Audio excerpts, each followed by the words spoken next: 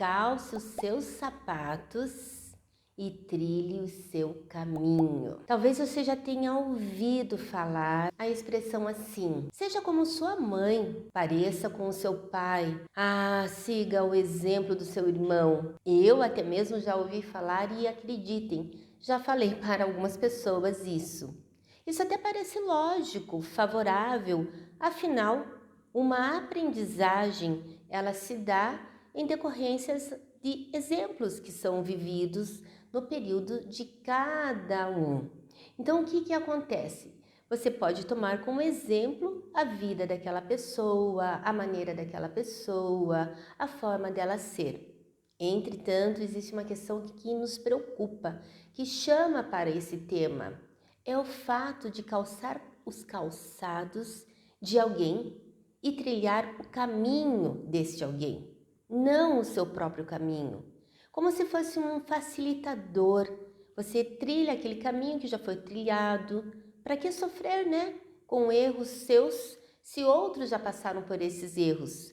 Mas da mesma forma existe uma questão bem importante de ser trazida aqui. Para que viver acertos seus, se você pode viver acertos dos outros? E isso faz com que você retire a sua existência no período que você está, pela fase que você vive. A questão maior entre isso é que quando você é pequeno, tudo isso pode, de certa forma. O problema está em você crescer e se habituar com essa forma de viver. É como se você trouxesse a vida do outro para si e vivesse a vida dele e anulasse a sua. Nós pertencemos a um grupo, nós temos muitas vezes um time de preferência, nós repetimos alguns atos das pessoas que nós gostamos, replicamos algumas ações e isso vai compondo a nossa forma de ser. O que acontece é a demasia,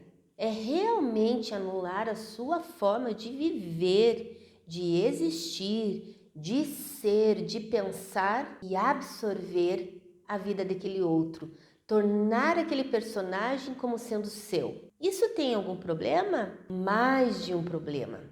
Primeiro deles, quando você calça os calçados de outra pessoa, pode até ser que eles sirvam nos seus pés, mas lembre-se, eles não são seus. Eles não têm o formato que caminha com você, que fala sobre você. Segundo ponto, problemático que nós podemos chamar aqui, ou de alerta, enfim, quando você calça os calçados de outras pessoas, eles podem ou até ficarem largos ou ficarem apertados. Se eles forem largos, nós podemos dizer que é como se você vivesse aquela vida em que a pessoa diz assim: Ué, mas você não disse que eu gostava disso? e a pessoa nem lembra mais, porque não pertence a ela aquele desejo, aquele gostar, pertence àquele outro que ele está, de certa forma, copiando. Ou mesmo assim, Nossa, como você muda de opinião. Como você não tem uma identidade específica.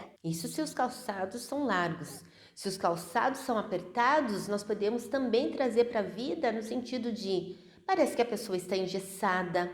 Aquilo que ela fala não tem uma fluidez que tem naquele outro que ela copia. Ela não consegue trazer porque não passa por ela. Ela encontra uma dificuldade de se localizar, de se posicionar, de fazer relacionamentos, amizades, porque ela não é alguém por inteiro nestas relações. Nós precisamos então ter uma atenção e eu queria deixar aqui algumas ideias que podem contribuir para que você perceba se a identidade do outro não está falando muito para você ao ponto de você deixar de ser você e quase estar repetindo esse outro que tanto admira, por alguma razão. Reconheça-se como um indivíduo. Você é único, você tem uma essência, você é importante. Pense sobre isso. Busque ajuda. Evite sofrimento psicológico. Se você perceber que você está sem amor próprio, de alguma maneira, a sua relação com você mesma não é aquela de afirmação e que te impulsione a passar por etapas etapas da vida, etapas que te acrescente no seu profissional, no seu pessoal, no seu familiar, realmente busque ajuda.